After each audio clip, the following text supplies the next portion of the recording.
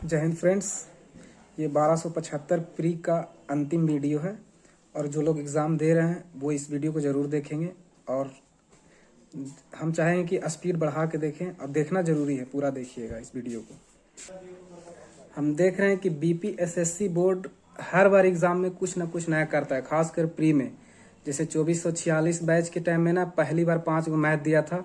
जो लोग first shift में गए थे तो उनको अचानक लगा तो थोड़ा सा अनकंफर्टेबल फील करने लगा। और दूसरा बार जिसमें हम हैं 2213 वाला में, इसमें साइकोलॉजी का क्वेश्चन डाल दिया, ये नया था। और हाल ही में एक एग्ज़ाम हुआ था लगभग 2 महीना पहले, 60-65 सीट था एक्साइज का, उसमें इंग्लिश भी डाल दिया। तो हम देख रहे हैं कि जब भी एग्ज़ाम ले रहा है तो प्री में कुछ ना कुछ नया चीज़ करता है, हर बार नया करता है।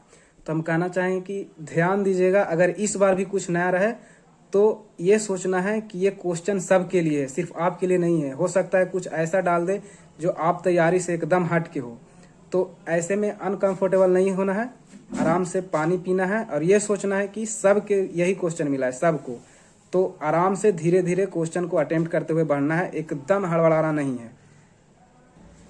इसमें मेरा सुझाव ये है कि जो फर्स्ट शिफ्ट में देने जाएंगे एग्ज़ाम, तो सेकंड शिफ्ट वाले ना फर्स्ट शिफ्ट वाले से कुछ कनेक्ट रहेंगे, ताकि एग्जाम हॉल में सेकंड शिफ्ट वाला घुसने से पहले पूछ ले कि क्या कुछ आया है सवाल में, क्या कुछ नया है या पहले की तरह है। ऐसा करने से आप पहले ही से आपका माइंड प्रिपेयर्ड हो जाएगा कि किस तरह का क्वेश्चन आ रहा है और क्या नया किया है। तो हर हाल में आपको सुझाव देते हैं, सुझाव है मेरा कि फर्स्ट शिफ्ट वाला से कनेक्ट रहिएगा, ताकि वो एग्जाम दे के निकले तो आपको सही से बता सके। और ऐसे ही लड़का से कनेक्ट रहिएगा जो सही सही बताया। ऐसा ना हो कि वो फ्रस्ट्रेट होकर निकले और आपको ही पूरा कर दे, तो आप भी मतलब हड़बड़ा जाइएगा, तो फिर एग्ज़ाम हॉल में सही से आप नहीं रह पाइएगा। तो मेरा पहला सुझाव यही है, इसको फॉलो कीजिएगा ज़रूरी से।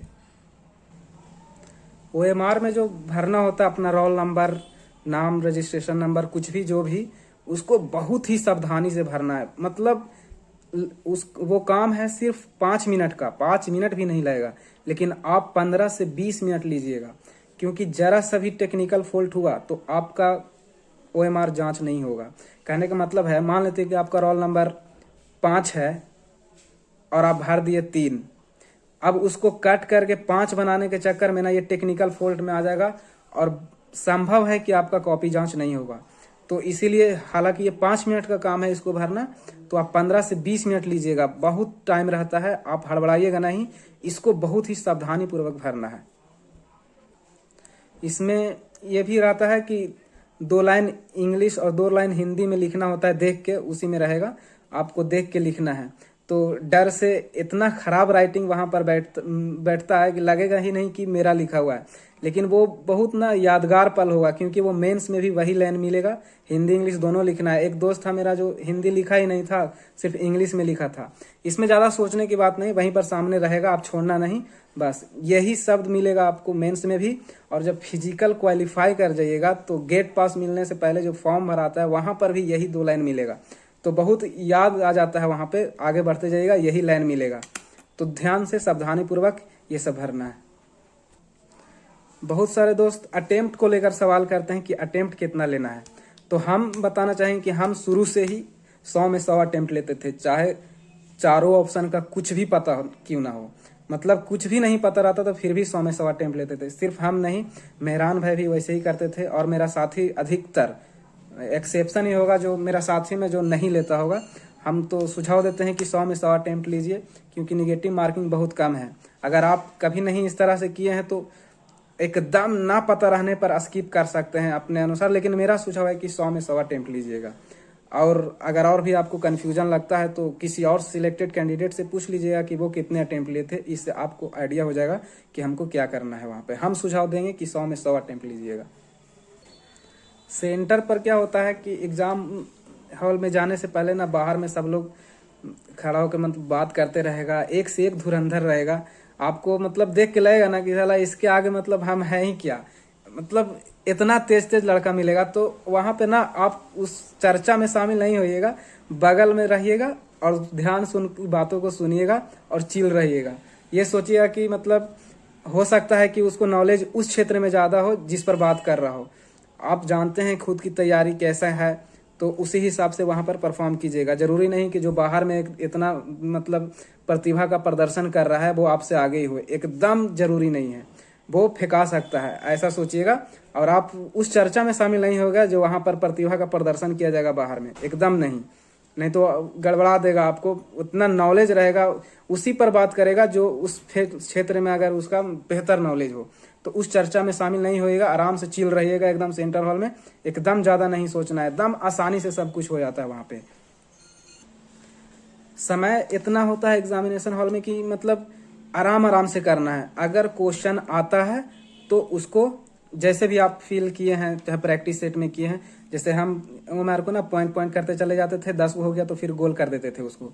तो ऐसे ही, और अगर नहीं आता है तो ऐसा नहीं कि तुरंत बना देना है। जो आ रहा है पहले उसको बना देना है, मेरा सुझाव है। ऐसे जो आप करते आए हैं वही करना, नया चीज नहीं करना है। और बाकी एकदम नहीं आता है तो ज्यादा क्वेश्चन लास्ट के लिए नहीं रखना है, 3-4 क्वेश्चन लास्ट के लिए रखना है।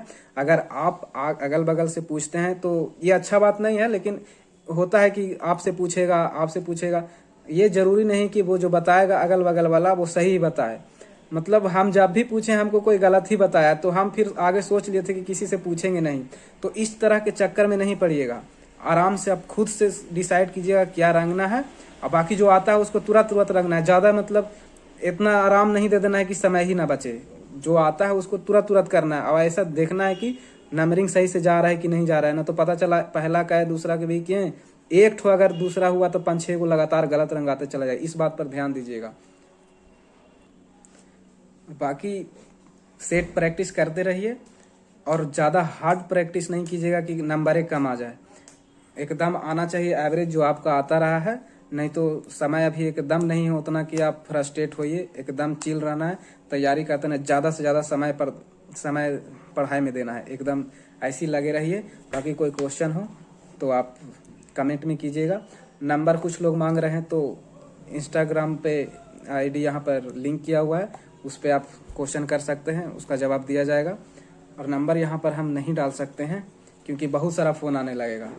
तो बाकी आप तैयारी करते रहिए। जय हिंद, बेस्ट ऑफ लक।